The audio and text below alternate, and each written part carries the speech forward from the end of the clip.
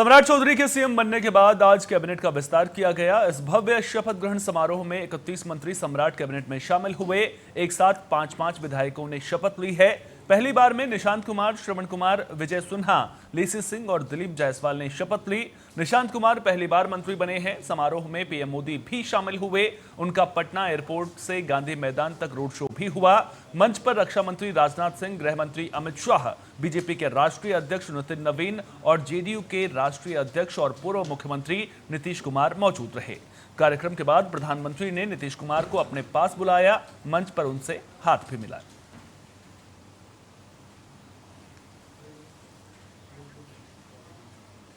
ज्यादा जानकारी के साथ पटना से हमारे सहयोगी अनीश पाठक फोन लाइन पर हमारे साथ में जुड़ गए हैं। अनीश, सम्राट कैबिनेट का अब विस्तार हो गया है।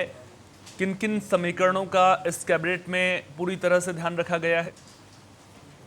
देखिए, अगर बात करें तो जातीय समीकरण जो है वो साफ तौर से नजर आ रहा था कि जातीय समीकरण को इस बार जो है वो साधने का प्रयास जो है वो बीजेपी कर रही है। बीजेपी के द्वारा ये भी किया गया कि अगर हर जाति के मंत्री को रखा गया, चाहे वो ईबीसी हो, चाहे वो ओबीसी हो, चाहे वो चाहे पिछड़ा हो या ब्राह्मण समुदाय से हो या जिनों से हो, सबको रखा गया है। क्योंकि हर समाज से लेकर के ये अगर शपथ को देखा जाए राजनीतिक तौर से तो ये 2029 के चुनाव की तरफ जो है वो इशारा कर रहा है।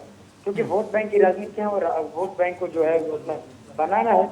जदयू भी खास करके प्रयास की इस चीज को साधने के लिए जो तस्वीरों में देखा गया कि जदयू से भी कुशवाहा समाज से भी और ओबीसी के तमाम जो जनरल कास्ट से भी लोग आए, लेकिन वहां पे एक तस्वीर जो है वो साफ नजर आई कि निशांत कुमार जो है वो सबका अभिवादन सत्कार किए। जैसे ही कार्यक्रम खत्म हुआ, शपथ ग्रहण खत्म होने के बाद प्रधानमंत्री जब बाहर जा रहे थे, मंच से नीचे उतर रहे थे, उस समय नीतीश कुमार जी ने उनसे गले मिले और उनके कंधों पर हाथ रख के कुछ इशारे में बात भी हुई।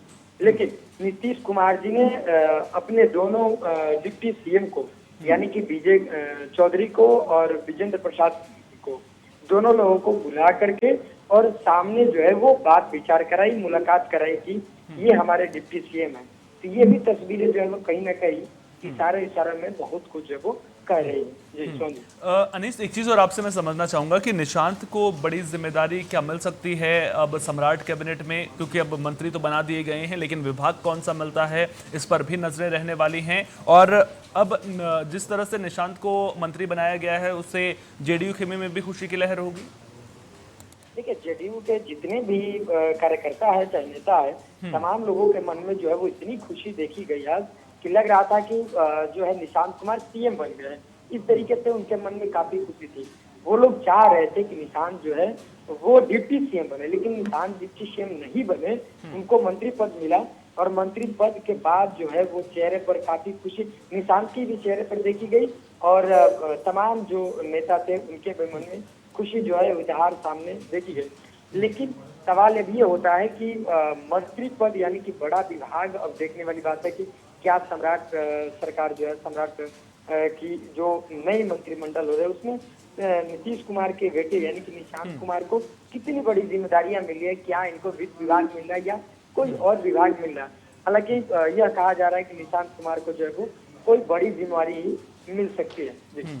यानी कि अब जो है निशांत को बड़ी जिम्मेदारी भी यहाँ पर सम्राट कैबिनेट में मिल सकती है। वहीं अगर बीजेपी खेमे की बात करें तो कौन कौन से वो नए चेहरे हैं जिन्हें मंत्रिमंडल में जगह मिली है? क्योंकि अगर इस लिस्ट को हम देखेंगे तो इसमें कुछ नाम जो हैं वो बहुत अनुभवी नाम भी निकलकर सामने आते हैं। मिथिलेश तिवारी का नाम इसमें निकलकर सामने आता है, रामकृपाल यादव का नाम इसमें निकलकर सामने आता है। तो इन चेहरों के ऊपर भी बड़ी जिम्मेदारी रहने वाली है। साथ ही साथ में मंगल पांडे जो 2 बार स्वास्थ्य मंत्री थे, उन्हें जगह नहीं दी गई है। क्या उन्हें कोई दूसरी बड़ी जिम्मेदारी देने की तैयारी चल रही है? सूत्रों से जानकारी मिली है कि मंगल पांडे को बड़ी जो जिम्मेदारी है वो मिल सकती है, वो भी बिहार से बाहर की जिम्मेदारी मिल सकती है। तो इशारों में वहां से जो बातें निकल करके सामने ही वो हम अपने दर्शकों को बताना चाहेंगे कि मंगल पांडे के जो है कोई बड़ी जिम्मेदारी मिल सकती है और बिहार से बाहर की जिम्मेदारी मिल सकती है। लेकिन मिथिलेश तिवारी की जैसे आपने बात किया तो मिथिलेश तिवारी काफी अनुभवी है। बहुत सकते मिथिलेश तिवारी ने अगली बार जो है वो लोकसभा चुनाव भी लड़े थे, लेकिन उन्हीं के पार्टी के जो अब विधायक बने हुए हैं आनंद मिश्रा की वजह से उनकी हार भी हुई थी। लेकिन बीजेपी जो है वो इस बार उनको विधायकी से लड़ाया, विधायक भी बने। उसके बाद बैकुंठपुर से लड़े, बैकुंठपुर से लड़ने के बाद वो विधायक बने मिथिलेश तिवारी। आज वो मंत्री पद के शपथ ले लिए। हालांकि उनके भी जितने प्रशंसक हैं उनके मन में काफी खुशी देखी गई। उनके आवास के बाहर जो है वो काफी पटाखे छूटे, मिठाइयां बांटी गई।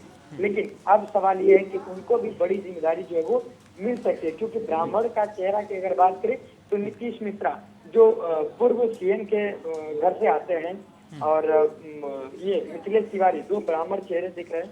तो दोनों ब्राह्मण चेहरे को कहीं ना कहीं बड़ी जिम्मेदारी मिल सकती है। लेकिन एक चीज सोहन जी मैं आपको बता दूं कि इस मंत्रिमंडल में जो है वो बिहार के पूर्व सीएम, यानी कि बिहार में जो सीएम रह चुके हैं, अब वो सीएम नहीं है, पूर्व सीएम के 3 बेटे जो है वो विभाग में मंत्री बने हुए हैं। ये सबसे बड़ी चीज है। जैसे में अगर मान ले हम कि जीतन राम मांझी जो बिहार के मुख्यमंत्री रह चुके हैं, उनके बेटे को बनाया गया है मंत्री। उसके बाद अगर बात करें नीतीश मिश्रा, वो भी मंत्री जो उप मुख्यमंत्री के परिवार से आते हैं, उनके भी दादा शायद मुख्यमंत्री बने हुए हैं। अगर यूँ बात करें तो पिछले मुख्यमंत्री हमारे बिहार के थे नीतीश कुमार जी। नीतीश कुमार के बेटे जो है निशांत कुमार, वो भी मंत्री बने हुए हैं विभाग में। तो अब देखने वाली बात है कि इन जो चेहरे हैं, यानी कि ये जो 3 नामों का मैंने जिक्र किया, ये 3 नामों को कितनी बड़ी जिम्मेवारी मिली, क्योंकि ये पूर्व मुख्यमंत्री के घर से आ रहे हैं। बिल्कुल, अब बड़ी जिम्मेदारी इन चेहरों पर रहने वाली है। बिहार में अब विकास की गंगा किस तरह से ये लोग बहाते हुए नजर आएंगे, इस पर भी नजरें लगातार बनी रहेंगी। बहुत बहुत शुक्रिया अनीस, तमाम जानकारी साझा करने के लिए।